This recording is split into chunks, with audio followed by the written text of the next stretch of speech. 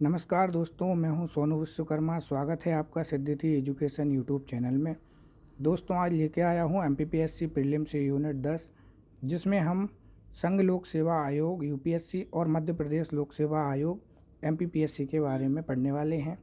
तो दोस्तों, दोनों आयोग हम एक ही साथ कवर करेंगे, जिसमें पहले हम संघ लोक सेवा आयोग के बारे में जान लेते हैं। तो चलिए दोस्तों, शुरू करते हैं। लोक सेवा आयोग यह एक ऐसा निकाय है, तो दोस्तों यह एक संवैधानिक निकाय है।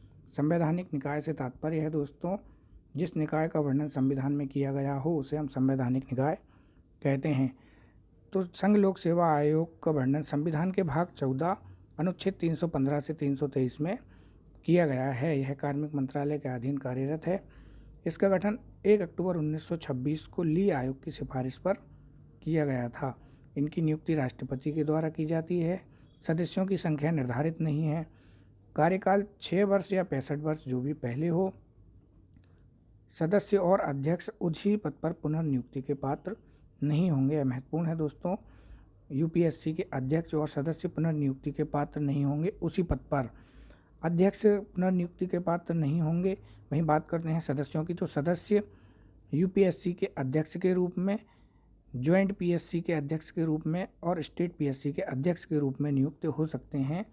इसके अलावा केंद्र सरकार या राज्य सरकार के किसी भी अन्यत्र नियोजन में नियुक्त नहीं हो सकते। यह अपना इस्तीफा राष्ट्रपति को सौंपेंगे।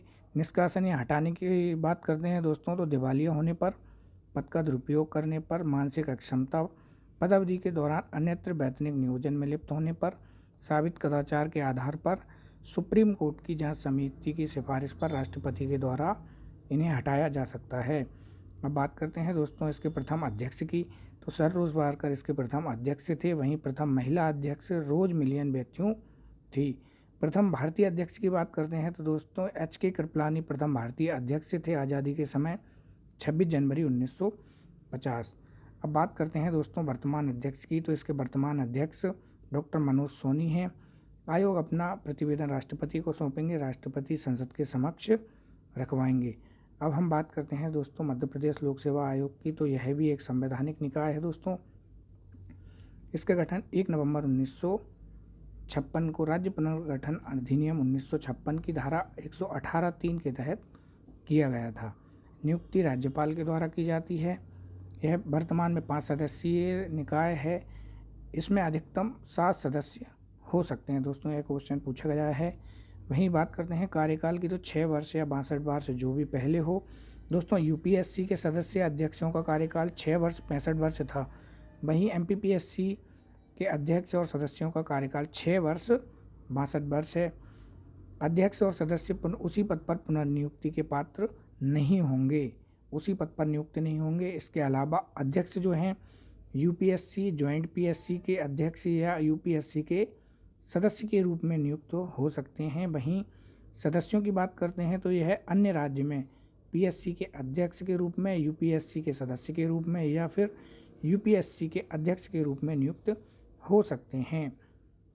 वहीं इस्तीफा यह अपना राज्यपाल को सौंपेंगे। निष्कासन की बात करते हैं दोस्तों, तो राष्ट्रपति के द्वारा हटाए जा सकते हैं, लेकिन प्रक्रिया वैसी ही होगी जैसे यूपीएससी के सदस्यों को हटाया जाता है। प्रथम अध्यक्ष डी.वी. रेगे थे। वर्तमान अध्यक्ष राजेश लाल मेहरा हैं।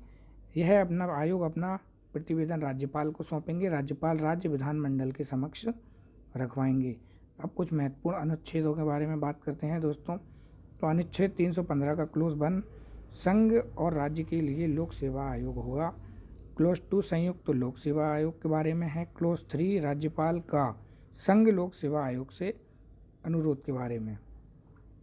अनुच्छेद 316 क्लोज 1 अध्यक्ष व सदस्यों की नियुक्ति तथा योग्यताओं के बारे में है। 1 का आ है कार्यकारी अध्यक्ष के बारे में।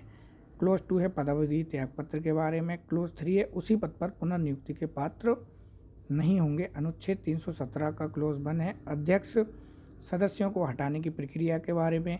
क्लोज 2 है जांच के दौरान निलंबन के बारे में। क्लोज 3 है अध्यक्ष व सदस्यों को हटाने के अन्य आधार। क्लोज 4 है कदाचार के बारे में। अनुच्छेद 318 का क्लोज 1 अध्यक्ष सदस्यों की सेवा शर्तें संबंधी नियम बनाने की शक्ति यूपीएससी में राष्ट्रपति को होगी, स्टेट पीएससी में राज्यपाल को होगी।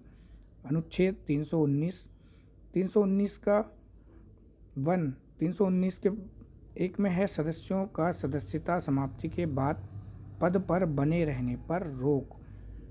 अध्यक्ष पुनर्नियुक्ति के पात्र नहीं होंगे। सदस्य पुनर्नियुक्ति के पात्र होते हैं यूपीएससी के अध्यक्ष या सदस्य के रूप में। अनुच्छेद 320 में आयोग के कार्य के बारे में है। तो आयोग के क्या क्या कार्य हैं? नियुक्तियां करवाता है, संयुक्त सेवाओं की नियुक्ति में सहायता करता है, पदोन्नति, भर्ती प्रणाली, अनुशासन आदि, राष्ट्र या राज्य द्वारा बनाए गए नियम 14 दिनों हेतु विधायिका के समक्ष रखवाता है।